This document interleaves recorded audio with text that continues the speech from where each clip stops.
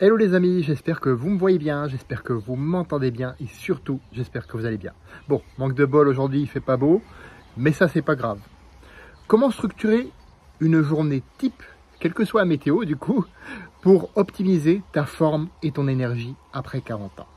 Ça c'est vraiment très important. La première des choses, définis tes objectifs. C'est quoi pour toi optimiser ta forme et ton énergie? Ça veut dire quoi exactement? Sois explicite et surtout sois exhaustif là-dessus. Pourquoi c'est important pour toi? Là, il va être important de creuser à la fois les raisons et surtout les émotions liées à ça. Pourquoi émotionnellement c'est important pour toi? Pourquoi en termes de raisons c'est important pour toi? Alors tu pourrais me dire par exemple oui pour la longévité, pour vivre très longtemps et être en meilleure santé pour profiter encore longtemps de mes petits-enfants. Ça peut être ça tout simplement. Où en es-tu aujourd'hui? Qu'est-ce que tu fais déjà et qui fonctionne? Parce que ce qui fonctionne, tu vas le garder. Qu'est-ce que tu fais déjà et qui ne fonctionne absolument pas? Où tu t'es rendu compte que bah non, ça ne donne absolument aucun résultat pour toi. Et donc que tu vas arrêter de faire, que tu vas désapprendre. Qu'est-ce qui te bloque aujourd'hui? Qu'est-ce qui te bloque? Qu'est-ce qui est un frein pour toi dans ta forme et dans ton énergie? Qu'est-ce que tu devrais faire, mais que tu ne fais pas? Ah, bonne question. Le fameux « je le ferai demain » ou le fameux « quand ça ira mieux, quand j'aurai du temps » ou « quand les planètes seront alignées, je le ferai ». Bon, j'exagère un peu le trait, mais tu as compris où je veux en venir.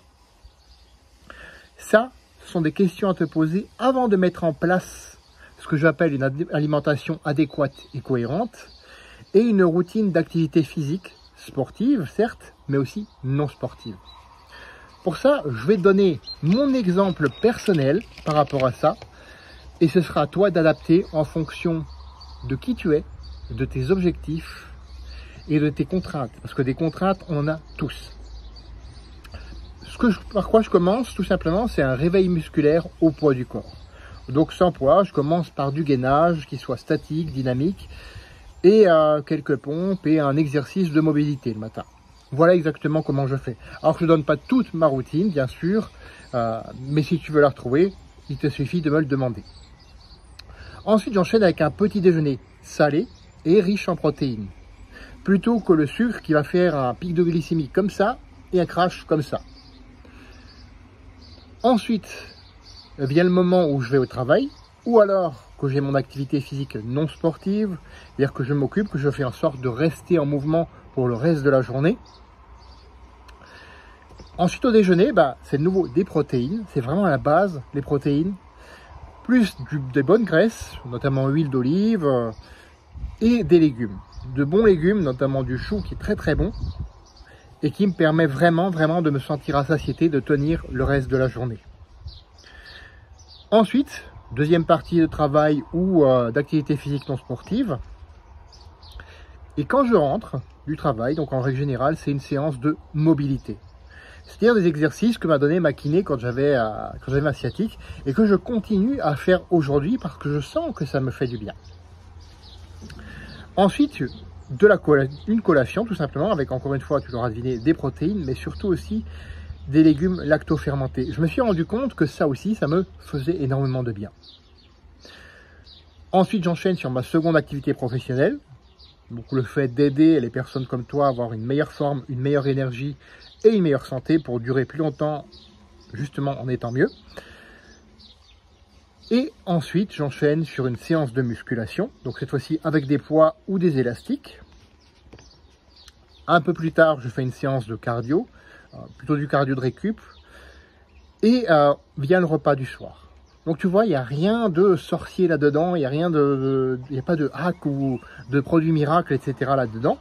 C'est tout simple. Attention, c'est adapté, encore une fois, à qui tu es, à tes objectifs et à tes contraintes. Donc, je t'invite vraiment à prendre ceci à la lettre. J'ai un adage que je viens d'inventer, qui n'existe pas, mais qui dit la chose suivante. Si tu veux courir un marathon, ne t'entraîne pas comme un bodybuilder.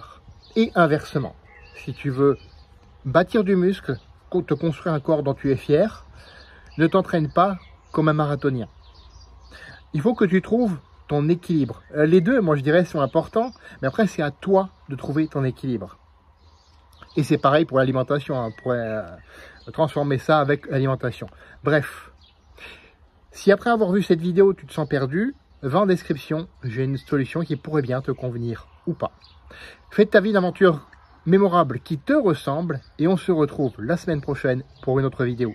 À bientôt!